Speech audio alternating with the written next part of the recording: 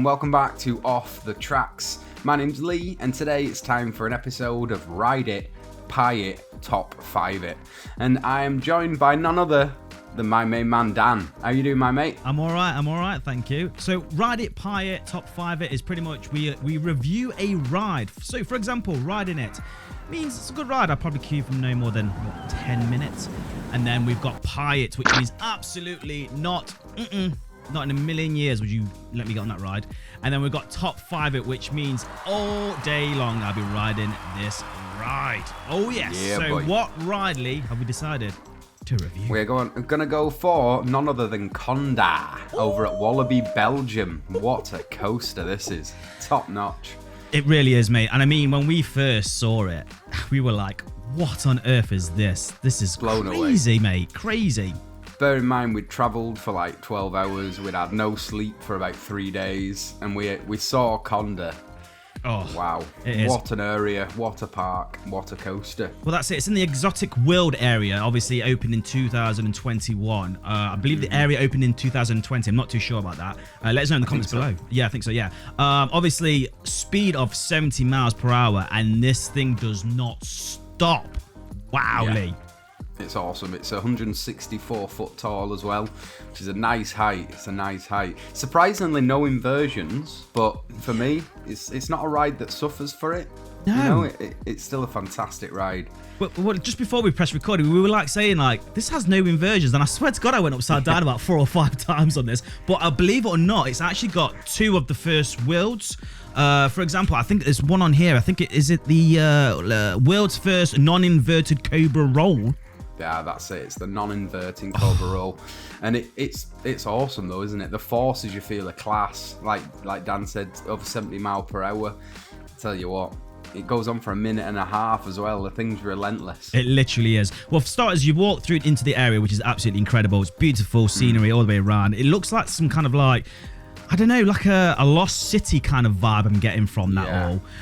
And then obviously you go into the queue line, which it's all right. Can you remember It's it? all right. Yeah, it wasn't sort of over the top, was it? No. But I rated the station though. I thought the station was lovely. Yeah, it was Really nice theming in there. Yeah, it had all like that foliage everywhere and stuff like that. It looked very, very, asthmatic, not asthmatic. Oh my God. Asthmatic, that's me. Very aesthetically That's the pleasing, one. I think you're looking That's for. the word. Yeah, That's yeah. the word. That's the word. Asthmatic. Leave that in the edit. But yeah, so first off, the trains itself. Now, believe it or not, it's 2 trains, 6 cars. I thought it was longer than this, but it only holds 24, which I'm like, wow, okay, fair dues. But yeah, not many riders. However, though, the train layout, the train itself, the designs of it all, absolutely insane. Yeah, it's beautiful. It does remind me a little bit of sort of some of the RMC trains that I've seen. There's one in particular,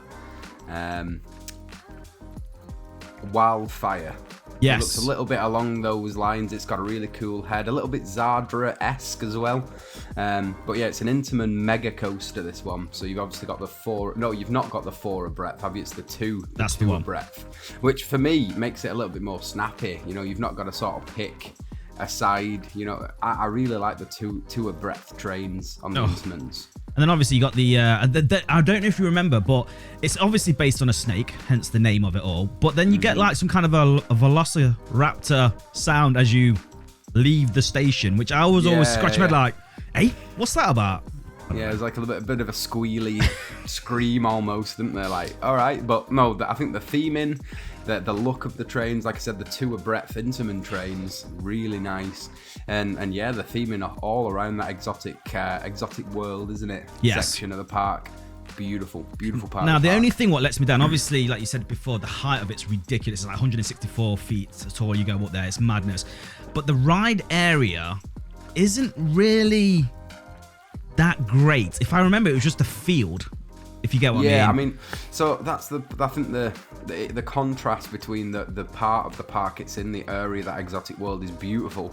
But then because it's quite a big ride and it sprawls out, by the time you get to sort of the turnaround, you are just in a field. It's that far away from the area, isn't it? So Yeah, I think that's the issue. But to me, it's sort of something to work on, and it looks like they are going to expand this area. I'm hoping. I think they had a few setbacks with the floods.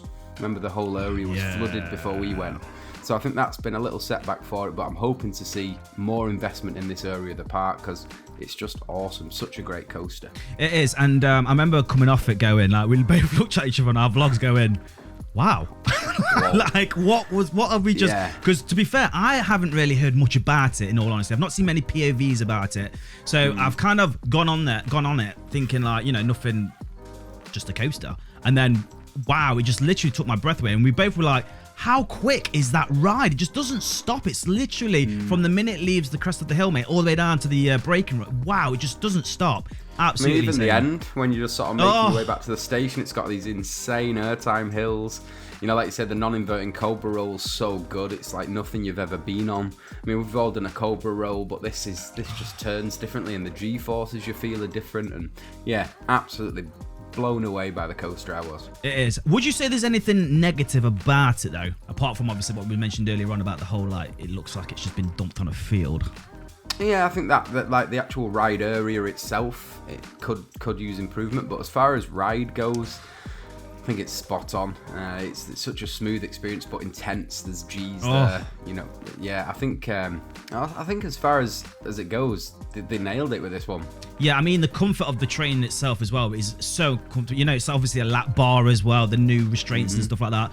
And I love this kind of vibe for... I hate things over my shoulders in these days because you're smashing your head everywhere. But it is literally the comfort of it. Like you said before, the theming around the area. It's such a good ride. It really is. And I've just been reading as well as also the world's first side banked double down.